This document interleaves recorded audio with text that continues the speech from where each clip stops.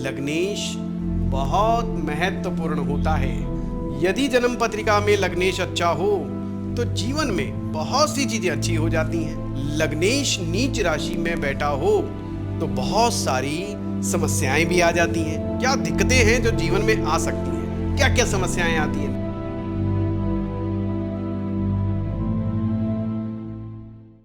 नमस्कार, एस्ट्रो पाठशाला YouTube channel में आप सभी का बहुत बहुत स्वागत है।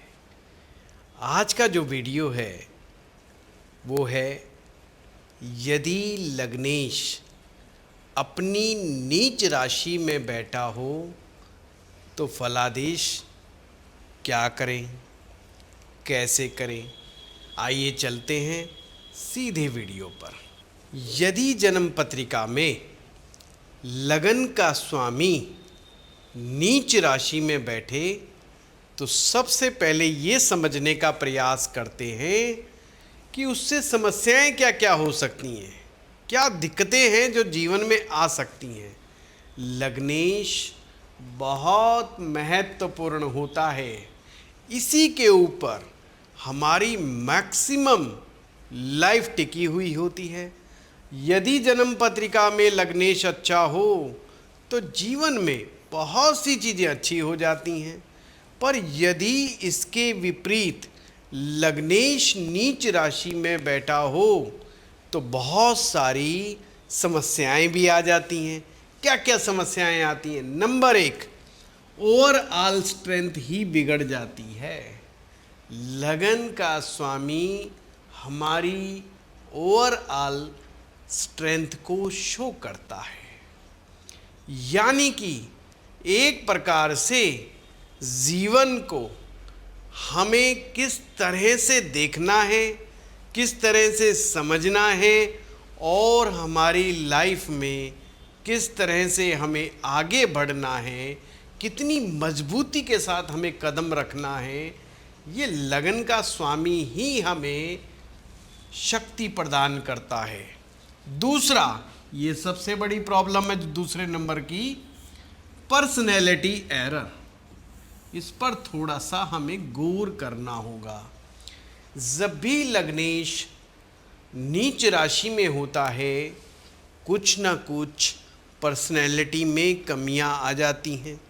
पर्सनैलिटी भी दो प्रकार से देखी जाती है, एक तो बाह्य पर्सनैलिटी, एक आंतरिक पर्सनैलिटी।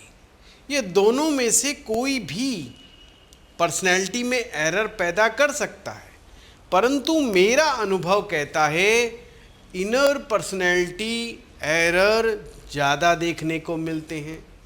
जैसे गुस्सा बहुत जल्दी खा जाना, जिद पकड़ करके बैठ जाना, या इंसान का बार बार झूठ बोलना, बिना मतलब झूठ बोलना, ज़्यादा बोलने का प्रयास करना, बेटाइम पर बिना मतलब अनर्गल बातचीत करना, ये सब पर्सनैलिटी एरर में आता है। व्यवहारिक पक्ष को ना समझ पाना, सामने वाला क्या कहना चाह रहा है उसको बिना सोचे समझे, बिना पूरी बात सुने एक्शन का रिएक्शन कर देना, और ना जाने कई प्रकार के पर्सनैलिटी डिसऑर्डर पैदा हो सकते हैं। इस पर्सनैलिटी डिसऑर्डर में आत्मविश्वास की कमी भी इसमें विशेष रूप से देखी जाती है।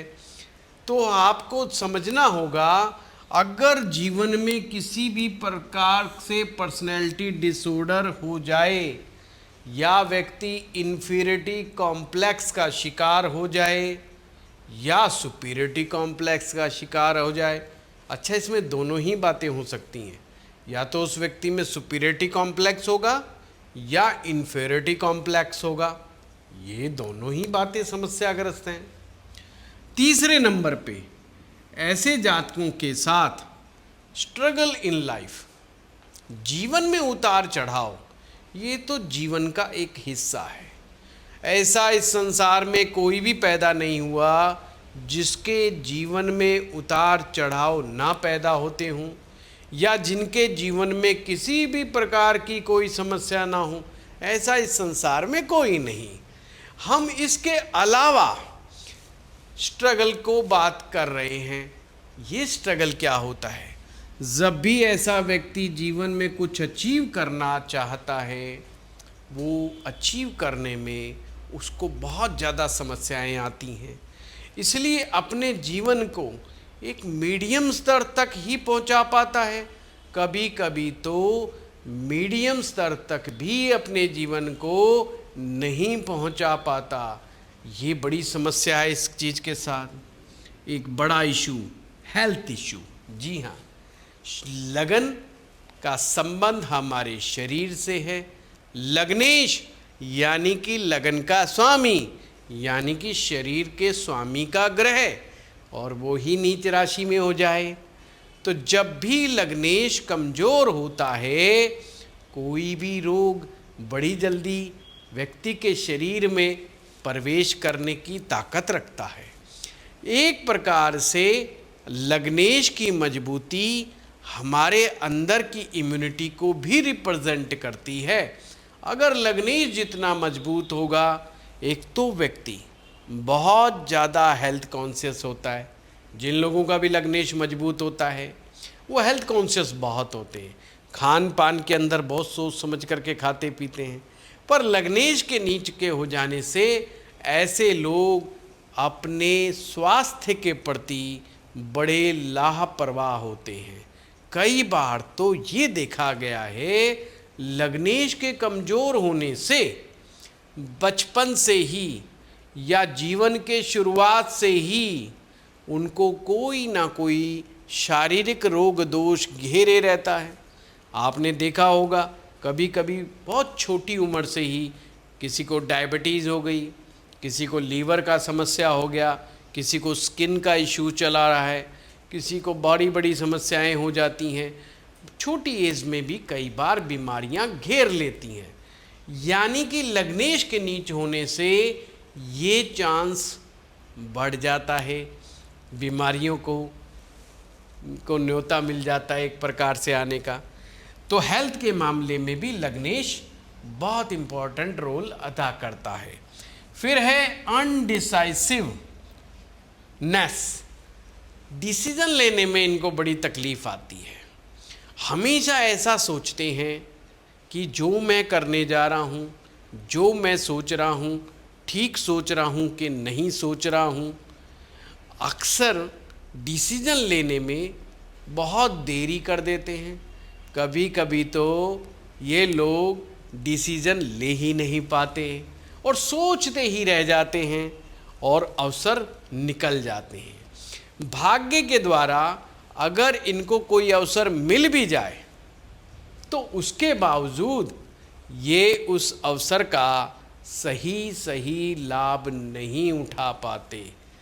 ये एक बड़ी समस्या है और बहुत जल्दी उदास भी हो जाते हैं, हताश भी हो जाते हैं। निराशा बहुत जल्दी इनको घेर लेती है। सेल्फ कॉन्फिडेंस की कमी, ये अक्सर हमने देखा है लग्नेश के नीच राशि होने पर इन्हें सेल्फ कॉन्फिडेंस की कमी होती है। स्टेज फ्राइट की प्रॉब्लम, स्टेज फ्राइट का मतलब होता है एक प्रकार से स्टेज पर जाने से ये लोग डरते हैं। एक बड़े भीड़ के सामने बोलने में इनको एक अलग सा फियर महसूस होता है।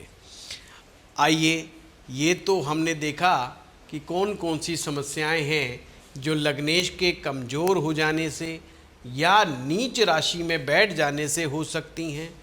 पर आप जब अपनी जन्म पत्रिका खोलते हो तो आपको कैसे पता लगे कि क्या आपकी कुंडली का लग्नेश कहीं नीच राशि में तो नहीं बैठा? आइए पहले इसको समझते हैं कि कैसे देखेंगे कि आपकी जन्म पत्रिका में लग्नेश नीच राशि में तो नहीं। तो सबसे पहले जब आप अपनी जन्म पत्रिका देखते हैं तो जहाँ पर फर्स्ट हाउस यानी जहाँ पर लगन लिखा हो हिंदी में और या इंग्लिश में असेंडेंट लिखा हो उसको देखिएगा और वहाँ देखिएगा क्या नंबर लिखा हुआ है। नंबर से चलते हैं। यदि लगन पर नंबर 1 लिखा हुआ है तो इसका सीधा सीधा मतलब है आप मेष लगन के व्यक्ति हैं। मेष लगन जिसके स्वामी मंगल होते हैं और मंगल कर्क राशि में, यानी कि मंगल कर्क राशि में नीच राशि में होते हैं। लगन का स्वामी मंगल यदि कुंडली के चौथे भाव में बैठा है तो हम यहाँ पर कहेंगे कि लग्नेश नीच राशि के हो गए। तो ऐसे जातकों को वो सब समस्याएं आ सकती हैं जिनके बारे में हमने अभी डिस्कस किया है ना। आसान कितना, ज़्यादा मुश्किल नहीं है। बस आपने यही देखना है कि लगन पर कौन सा नंबर लिखा है। अगर नंबर 2 लिखा है, जैसे नंबर 2 लिखा है जहाँ पर आपका लगन हो, तो इसका मतलब आपकी जन्म पत्रिका वृष लगन की है। वृष लगन यानी कि लग्नेश, लगन का स्वामी शुक्र है। देखो कितना आसान है। और शुक्र जो होते हैं वो कन्या राशि में नीच के होते हैं। अब कन्या राशि कहाँ जा कर के देखें, ये देखिएगा नंबर 6 की राशि, यानी कि आपको ऐसे समझना है जहाँ पर नंबर 6 लिखा हुआ है कुंडली में, यदि उसी जगह पर शुक्र विराजमान है, वैसे मैं बता दूं कुंडली का 5वां भाव होगा वो, तो लग्नेश नीच का बैठा हुआ है। अगर आपकी जन्म पत्रिका में लगन स्थान पर 3 नंबर लिखा हुआ है तो आप मिथुन लगन के हैं। लगन का स्वामी बुध है और बुध ग्रह मीन राशि में नीच के हो जाते हैं। और मीन राशि नंबर 12 की राशि, यानी कि बुध जहाँ पर कुंडली में आपके नंबर 12 लिखा हुआ है, अगर वह वहाँ पर बैठ जाता है तो लग्नेश नीच का माना जाएगा। यदि आपकी जन्म पत्रिका में जहाँ पर लगन लिखा है वहाँ पे नंबर 4 आ रहा है तो आप कर्क लगन के जातक हैं। और कर्क लगन वालों का लग्नेश चंद्रमा होता है। चंद्रमा वृश्चिक राशि में नीच के होते हैं, यानी कि कुंडली में पंचम भाव में बैठे हुए होते हैं। देखो कितना आसान है, ज़्यादा मुश्किल नहीं है। आप यदि ये समझना चाह रहे हैं आपका लग्नेश नीच राशि में तो नहीं है, तो ये सबसे आसान तरीका है कुंडली से देखने का। चलिए हम कर्क तक पहुंच गए, अब सिंह वालों को भी देख लें। जिनके लगन पर नंबर 5 लिखा हुआ है वो सभी लोग नंबर 5 वाले सिंह लगन के हैं। सिंह लगन का स्वामी सूर्य होता है। सूर्य यदि तुला राशि में यानी नंबर 7 वाली राशि में हो तो कहेंगे लग्नेश अपनी नीच राशि में बैठा है। अगर लगन के स्थान पर नंबर 6 लिखा हो तो आप ये कह सकते हैं आप कन्या लगन के हैं और लगन के स्वामी बुध है। और बुध अगेन मीन राशि में नीच के हो जाएंगे, यानी कन्या लगन का जातक उसका लग्नेश यदि मीन राशि में होगा तो वो लग्नेश नीच का कहलाएगा। यदि तुला राशि यानी नंबर 7 लिखा हुआ है तो आप का लग्नेश शुक्र है और शुक्र अगेन कन्या राशि में नीच के होते हैं। अगर आपके लगन के स्थान पर नंबर 8 है तो आप का लगन का स्वामी मंगल है और मंगल कर्क राशि में नीच के होते हैं। देखो कितना आसान है ना, सिंपल। ऐसे ही हमें चलते जाना है और हर ग्रह की अपनी एक नीच राशि फिक्स्ड होती है। पर आज मैं केवल ये नहीं बताने वाला, इसके आगे और बताऊंगा टेक्निक। अगर लग्नेश नीच का भी है तो ज़रूरी नहीं कि वो नीच के परिणाम दे। ये है वीडियो का मेन सूत्र, वो अभी बताऊंगा आपको। पूरा वीडियो देखिएगा, कमाल का वीडियो है। यदि लगन का स्वामी धनु यानी नंबर 9 लिखा हुआ है तो उसका स्वामी गुरु है और गुरु मकर राशि में नीच के होते हैं। मकर राशि नंबर 10 की राशि। अगर आप मकर लगन के हैं यानी नंबर 10 लिखा हुआ है तो उसका स्वामी शनि है और शनि मेष राशि में नीच के होते हैं।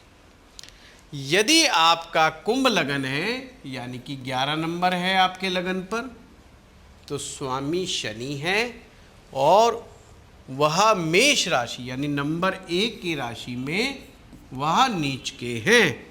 मीन लगन यानी नंबर 12 लगन का स्वामी गुरु है और नीच राशि उनकी मकर राशि है। ये हमने मेष लगन से मीन लगन तक के सभी जातकों का लग्नेश बताया और साथ में ये भी बताया कि लग्नेश नीच राशि में कैसे जाते हैं। चलो इसको एक उदाहरण के साथ समझने का प्रयास करते हैं और एक रैंडमली एक चार्ट लेते हैं। जैसे मान लीजिए मिथुन लगन की कुंडली हमने ली। अब आप लोग समझते जाइए आराम से, जितनी धीरे धीरे आराम से समझेंगे और जब भी आप एस्ट्रो पाठशाला के वीडियो देखें, चाहे पॉडकास्ट हो, चाहे सिंपल ट्यूटोरियल्स हो या कोई क्लास का वीडियो हो, कॉपी पेन लेकर के बैठे, नोटबुक लेकर के बैठे ताकि आप इम्पोर्टेंट बातों को नोट कर सकें और बाद में उनके आधार पर अपनी भाषा में खुद के नोट्स बनाएं। अपनी भाषा का मतलब ये है जिस तरह से आपको अपनी राइटिंग समझ में आए, आप अपने अनुसार नोट्स बनाएं, जिससे आपको बहुत जल्दी समझ आने लगेगा और आप भूल भी नहीं पाएंगे। ये बहुत सारे लोगों में समस्या है। लोग ज्योतिष के बहुत सारे वीडियो देख लेते हैं और एक साथ देख लेते हैं।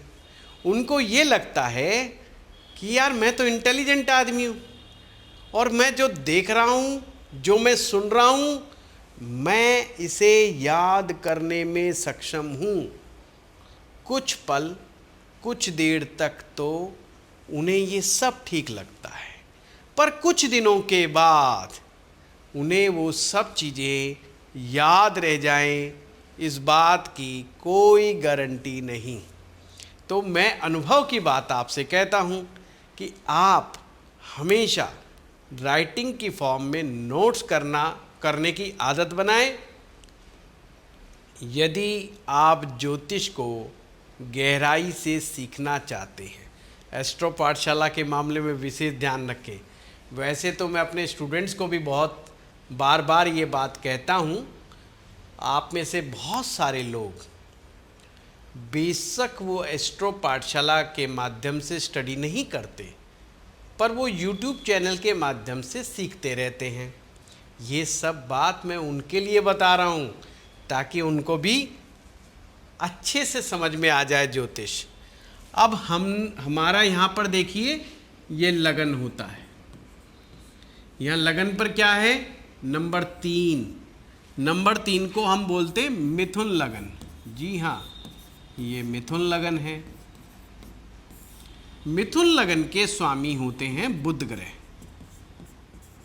ये थोड़ा सा याद कर लीजिएगा, जो बिल्कुल ही नए हैं उन्हें थोड़ा सा याद करना पड़ेगा कि मिथुन लगन 3 नंबर वाला, उसका स्वामी बुध है। आज का ये वीडियो जो बिल्कुल नए सिरे से स्टार्ट कर रहे हैं उनके लिए भी है। अगर ये बुध ग्रह मीन राशि होती है नंबर 12 वाली राशि, अगर ये नंबर 10, ये यानी कि यहाँ पर नंबर 12 लिखा हुआ है, अगर ये यहाँ पर बैठ जाए, देख रहे हो कि नहीं देख रहे आप? अब आप देखिए, थोड़ा सा कलर बदल देते हैं आपको और भी अच्छा आया। अगर मीन राशि में ये बुध ग्रह बैठ जाए जहाँ नंबर 12 है, तो हम कहेंगे लग्नेश, लगन का स्वामी जो कि बुध है, वो नीच राशि में बैठ गया। बस इतना सा है। और आज का वीडियो इसी टॉपिक पर है, पर मैंने आपसे प्रॉमिस किया है कि हम एक स्टेप और आगे बढ़ेंगे। अगर किसी व्यक्ति की जन्म पत्रिका में लग्नेश नीच राशि में आ जाए तो देखते ही घबराएं नहीं, बल्कि एक स्टेप और आगे बढ़े। और स्टेप क्या होता है, आइए चलते हैं। अगर ग्रह जिस भी राशि में नीच का हुआ है, आपको अगले स्टेप में देखना है उस राशि का स्वामी ग्रह कुंडली में कैसा बैठा है।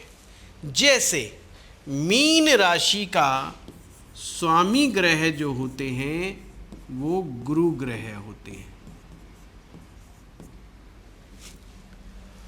अगर इस कुंडली में गुरु मान लीजिए अपनी ही स्वग्रही राशि यानी खुद की राशि में बैठ जाएं, पूरा सीन बदल गया। लग्नेश नीच का होते हुए भी नीच के होने के दुष्परिणाम नहीं देगा। या गुरु उच्च के हो जाए, यानी कि कर्क राशि में गुरु उच्च के होते हैं। जो लोग नए हैं उनको ये थोड़ा सा याद करना पड़ेगा शुरुआत में कि ग्रह किस राशि में उच्च के होते हैं, ग्रह किस राशि में नीच के होते हैं। अगर नहीं पता, एस्ट्रो पाठशाला के पुराने वीडियो जा कर के देखिए, बहुत डिटेल में समझाया गया है।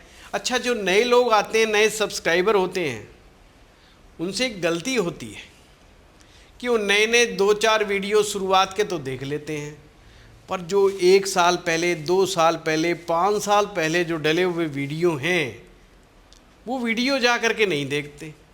उनमें दुनिया भर का नॉलेज ज्योतिष से संबंधित दिया गया है। आप पीछे तक, जब से ये चैनल स्टार्ट हुआ है, जब से देखना शुरू करो, अरे बड़ा रस भरा पड़ा है उसके अंदर। वहाँ जा कर के देखें, आपको बहुत सारे सूत्र आराम से समझ में आ जाएगा और आप घर बैठ कर के भी आप ज्योतिष सीख सकते हैं। वैसे तो ज्योतिष सीखने का एक और साधन भी है हमारे पास। हमारी ऐप एस्ट्रो पाठशाला ऐप को डाउनलोड करके भी, उसमें भी बहुत वीडियो हैं, कोर्सेज दिए हुए हैं सारे के सारे।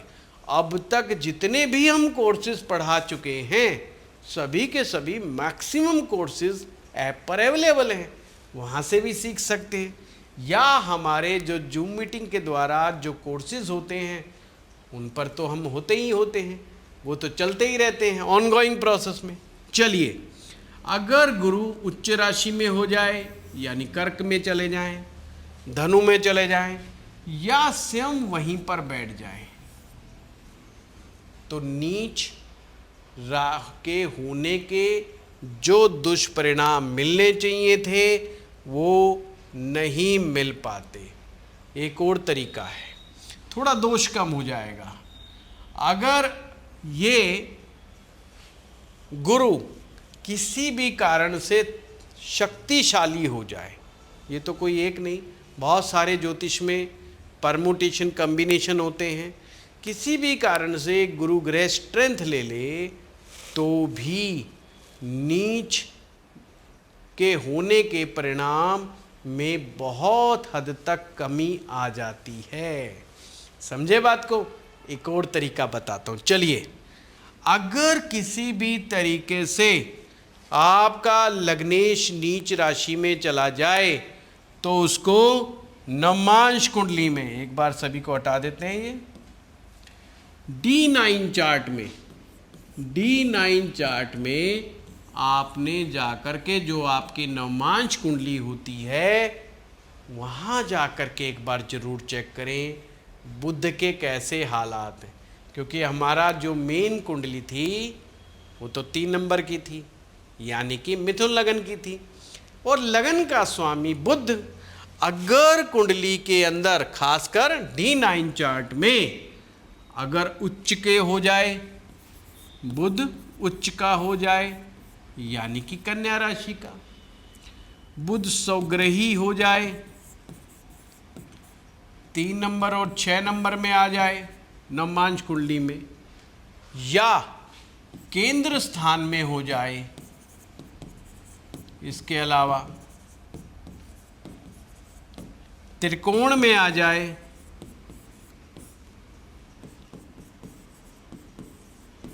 तो भी लग्नेश के कमजोर होने यानी नीच राशि में जाने के जो सबसे पहले परिणाम बताए थे उनमें भारी कमी आपको देखने को मिलेगी, है ना। कितना अच्छा।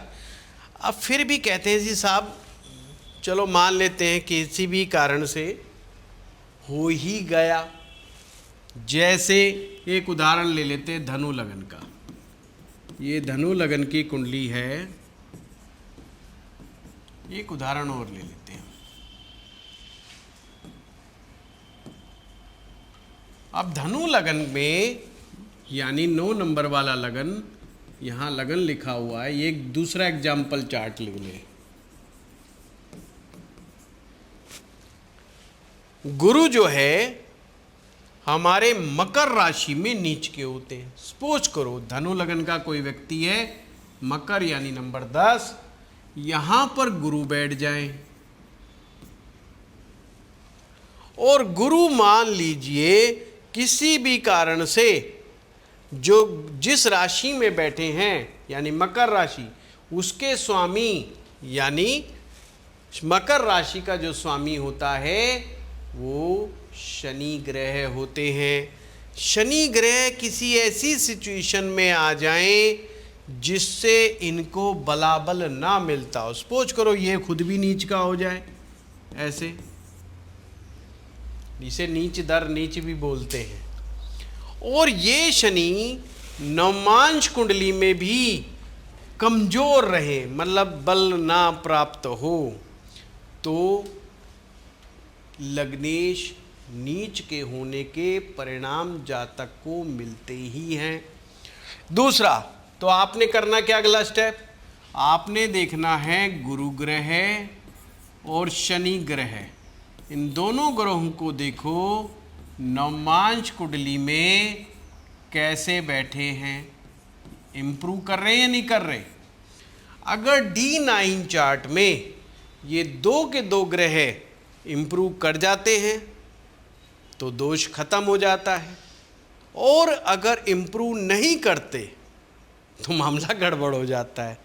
अगर चलो मामला गड़बड़ हो ही गया तो क्या करें, तो आइए, कभी भी लग्नेश नीच का हो जाए तो 4 चीज़ों को अपनाना चाहिए। सबसे पहले लग्नेश का रतन, लग्नेश का रतन धारण करना चाहिए। लग्नेश का रतन धारण करने से लग्नेश को बल दिया जाता है। अब जेम्स में एक बड़ी समस्या है, नकली के मामले बहुत ज़्यादा होते हैं, ये फैक्ट बात है। आम आदमी को नकली असली का अनुभव भी नहीं होता है, और तो और बहुत सारे ज्योतिषाचार्यों को भी रत्नों की जानकारी नहीं होती। उन्हें ये तो पता होता है कौन से ग्रह का रत्न कौन सा होता है, पर असली नकली की पहचान नहीं होती। और कई जगह तो काम की बात बता दूं, नकली लैब से ही सर्टिफिकेट दे दिया जाता है, ये यहाँ तक हो जाता है कई बार, ये भी बड़ा मामला। तो जो अनुभवी व्यक्ति हो, जिसको रत्नों की असली पहचान हो, या जो आपका विश्वास पात्र हो, अच्छा जोहरी हो, अच्छा ठिकाने की जगह से ये चीज़ें ले सकते हो। ऐसा नहीं कि असली रतन नहीं मिलते, असली रतन भी बहुत है, परंतु आपको सोच समझ करके खरीदारी करनी। थोड़े महंगे भी होते हैं, ये भी एक अपने आप में जेन्युइन प्रॉब्लम है। अगर रतन के मामले में पॉकेट अलाउ ना करे या असली नकली में कंफ्यूज हो रहे हो तो कोई बात नहीं, जरूरी नहीं कि इस तरफ जाएं, इसको आप छोड़ भी सकते हैं, पर आपको फिर उस ग्रह से संबंधित उपायों की शक्ति को बढ़ाना पड़ेगा। फिर आपको मंत्र जाप का सहारा लेना चाहिए, और मंत्र जाप उस ग्रह के देवता से रिलेटेड, उस ग्रह के देवता का मंत्र जाप, स्वयं ग्रह का जाप, और साथ में जब भी आप लग्नेश के नीच के हो जाने पर जप करें तो को ग्रह का जप का चुनाव करें, या आप उस ग्रह के देवता का चुनाव करें, तो साथ में याद रखें उसका गायत्री मंत्र जरूर। हर ग्रह का अपना गायत्री मंत्र होता है। फिर से ध्यान से सुनिए, हर ग्रह का अपना गायत्री मंत्र होता है, हर देवता का, हर देवी का अपना गायत्री मंत्र होता है। तो गायत्री मंत्र उसमें ऐड ऑन कर लें। ग्रह गायत्री, सूर्य गायत्री मंत्र, अगर लग्नेश सूर्य है तो सूर्य गायत्री मंत्र का कर सकते हैं, अगर गुरु है तो गुरु गायत्री का मंत्र का जप कर सकते हैं, शनि है तो शनि के गायत्री का मंत्र जप कर सकते हैं। तो ग्रह का तो जप करें ही करें, पर गायत्री मंत्र को और ऐड ऑन कर लें। आपका लग्नेश नीच का होने का मतलब इसका संबंध पूर्व जन्म के कुछ पाप कर्मों से भी है। गायत्री मंत्र पाप दोष नाश के लिए अति उत्तम कहा गया है। ऐसा हमारे गुरु महाराज कहते हैं कि गायत्री मंत्र के जप करने से पूर्व जन्म के पाप दोष का नाश होता है, और जब पाप दोष समाप्त होते हैं जीवन में या कम हो जाते हैं तो हमारे पुण्य जागृत होते हैं, और पुण्य जागृत होते तो जीवन आनंदित रहता है। तो इस प्रकार से मंत्र जाप करें, निश्चित संख्या में करें, निश्चित समय पर करें। मंत्रों के कुछ नियम होते हैं, उन नियमों का पालना जरूर करें तो रिजल्ट आएंगे। तीसरे नंबर पर जो करना जरूरी है, आप ऊपर में से दो में से कोई एक सेलेक्ट कर सकते हो, दो में से एक सेलेक्ट करना जरूरी है, पर तीसरे नंबर वाला तो करना ही करना है, इसको आप छोड़ नहीं सकते। चाहे नित्य दान के रूप में करें, सप्ताह में एक बार दान करें, या महीने में एक बार दान करें। जो ग्रह नीच राशि में बैठा है उससे संबंधित दान करना बीमारियों में कमी लेके आता है, कमजोरियों में कमी लेकर के आता है। तो दान, ग्रह से का दान, हर ग्रह से संबंधित दान होते हैं, जैसे सूर्य का दान, चंद्रमा का दान, मंगल का दान है ना। मंगल के लिए हम लोग जो है गुड़ का दान कर देते हैं, लाल मसूर की दाल है, लाल कपड़ा है, लाल फल है, लाल मिठाई है ना, ये चीज़ों का दान होता है। ग्रह का दान, अब आप ग्रह के दान में नित्य दान कर सकते हैं, साप्ताहिक दान कर सकते हैं, या महीने में एक बार, जैसा आपकी पॉकेट अलाउ करे या जैसी आपकी जीवन में समस्याएं आ रही हों उसके प्रभाव को समझें, और बेटर है कि किसी अच्छे ज्योतिषाचार्य से समझने का प्रयास करें कि इसका असर हमारे जीवन में किस लेवल पे चल रहा है। ज़्यादा चल रहा है तो मैं कहूँगा नित्य दान उचित है, चाहे थोड़ा सा करें पर करना है। उपवास, ये बड़ा इम्पोर्टेंट है, इसे भी आप सप्ताह में एक बार जैसे चंद्रमा के लिए सोमवार का उपवास, मंगल ग्रह के लिए मंगलवार का उपवास, गुरु ग्रह के लिए गुरुवार का उपवास, शुक्र ग्रह के लिए शुक्रवार का उपवास, शनि ग्रह के लिए शनिवार का उपवास, सूर्य के लिए रविवार का उपवास। ऐसे उपवास सप्ताह में एक बार उन लोगों को करना ही चाहिए जिनका लग्नेश नीच का हो।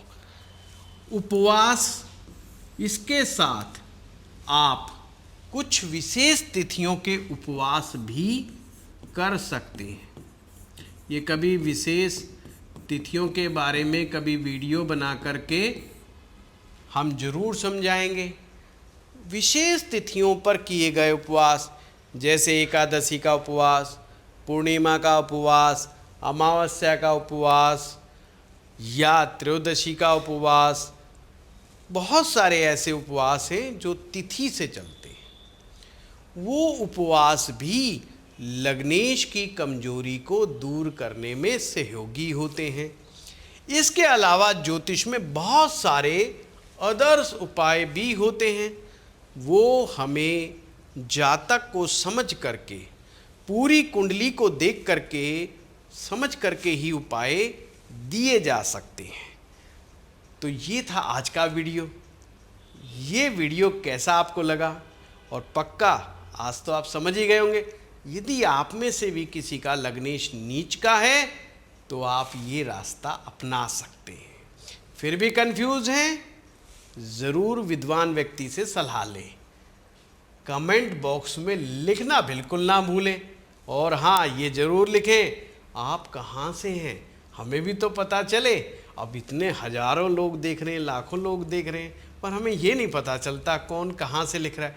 और कुछ प्यारे दर्शक तो हमारे इतने अच्छे हैं, हर वीडियो में बढ़िया कमेंट्स करते हैं, पर हम उनको धन्यवाद नहीं दे पाते हैं।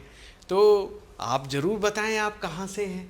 तो इस वीडियो को लाइक करिए, शेयर करें। धन्यवाद।